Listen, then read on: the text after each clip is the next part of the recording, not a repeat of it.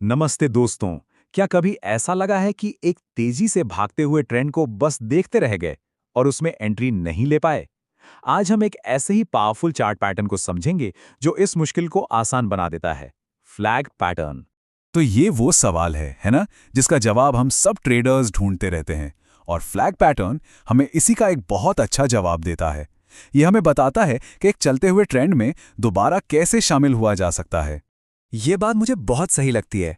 ये दिखाती है भी फ्लैग पैटर्न असल में होते क्या हैं। ये तेज प्राइस मूव्स के बीच में छोटे छोटे ठहराव होते हैं जो भलक झपकते ही आते और जाते हैं। इनको पहचानना ही असली खेल है।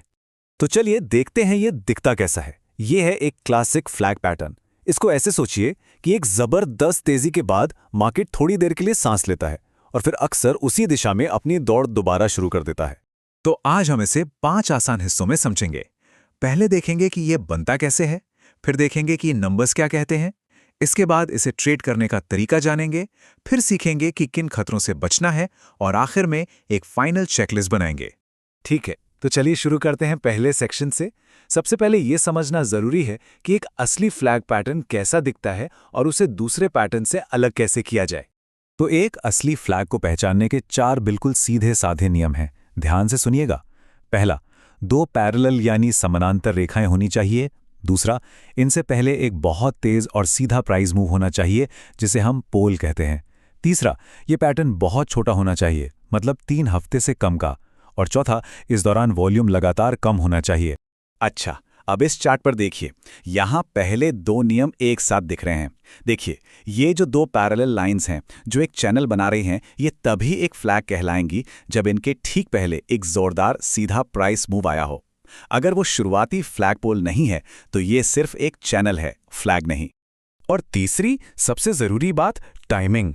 अगर कोई फॉर्मेशन 3 हफ्ते से ज्यादा खिंच जाए तो समझ लीजिए कि वो शायद फ्लैग नहीं है, बल्कि कोई और पैटर्न बन रहा है, जैसे कि रेक्टेंगल। तो ऐसे में थोड़ा सावधान रहना चाहिए। और ये रहा चौथा और आखिरी नियम, वॉल्यूम। जरा गौर कीजिए, जब ये फ्लैग बन रहा है तो ट्रेडिंग वॉल्यूम कैसे नीचे जा रहा है। ये एक क्लासिक साइन है कि बड़े ट्रेडर्स बस सही मौके का इंतजार कर रहे हैं। मतलब मार्केट में दिलचस्पी कम नहीं हुई है, बस सब अगले बड़े मूव से पहले एक छोटा सा ब्रेक ले रहे हैं। ठीक है, तो अब हमें पता चल गया है कि फ्लैग दिखता कैसा है, पर असली सवाल तो ये है कि क्या ये सच में काम करता है। चलिए नंबर से पूछते हैं कि वो क्या कहते हैं। देखिए, नंबर्स झूठ नहीं बोलते, आंकड़े बिल्कुल साफ हैं। जब आप मार्केट के बड़े ट्रेंड के साथ चलते हैं, मतलब बुल मार्केट में ऊपर की तरफ, तो एवरेज गेन होता है 23% का, और बेयर मार्केट में नीचे की तरफ ये 22.5% तक होता है। और सबसे मजेदार बात, ट्रेंड के साथ चलने पर फेलियर रेट लगभग 0 है। ये एक ही बात सिखाता है, ट्रेंड इज योर फ्रेंड। ये चार्ट भी बिल्कुल वही कहानी बता रहा है। आप देख सकते हैं कि ट्रेंड की दिशा में मूव्स कितने पावरफुल हो सकते हैं।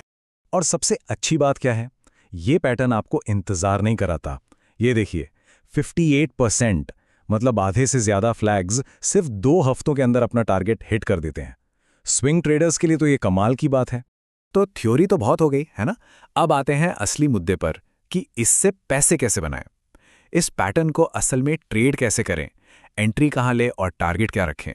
इसका टारगेट निकालना भी बहुत सीधा है। एक क्लासिक तरीका है जिसे मेजर रूल कहते हैं। करना क्या है, फ्लैग बनने से पहले जो तेज मूव आया था ना, जिसे हम पोल कहते हैं, उसकी लंबाई नाप लीजिए, मतलब ए से बी तक की दूरी।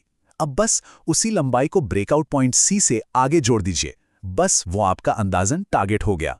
अब जो बात मैं कहने वाला हूं वो शायद इस पूरी चर्चा का सबसे जरूरी नियम है।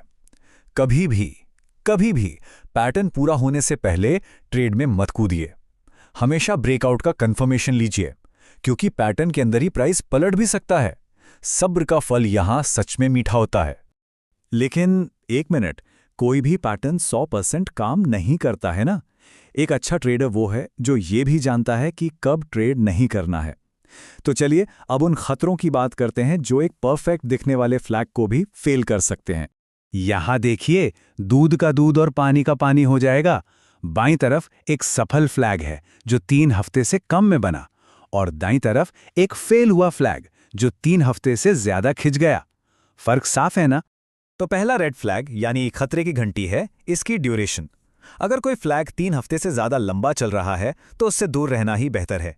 ये सीधा संकेत है कि शायद ट्रेंड में अब वो दम नहीं बचा।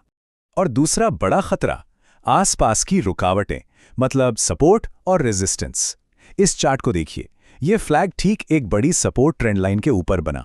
जैसे ही इसने नीचे की तरफ ब्रेकआउट दिया, ये सीधा सपोर्ट की दीवार से टकराया और फेल हो गया। इसलिए हमेशा देखिए कि ब्रेकआउट का रास्ता साफ है या नहीं। तो चलिए, अब तक हमने जो कुछ भी सीखा है उसे एक सिंपल सी फाइनल चेकलिस्ट में समेट लेते हैं। इसे आप हर ट्रेड से पहले इस्तेमाल कर सकते हैं। तो ये रही हमारी फाइनल चेकलिस्ट। हमेशा मार्केट के बड़े ट्रेंड के साथ चलिए। चेक कीजिए कि पहले एक तेज मूव आया हो। 3 हफ्ते से लंबे फ्लैग को इग्नोर कीजिए।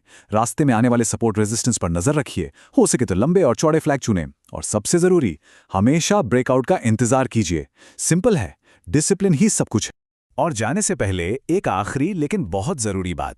कभी-कभी ब्रेकआउट के बाद प्राइस वापस मुड़कर पुरानी ट्रेंड लाइन को छूने आता है।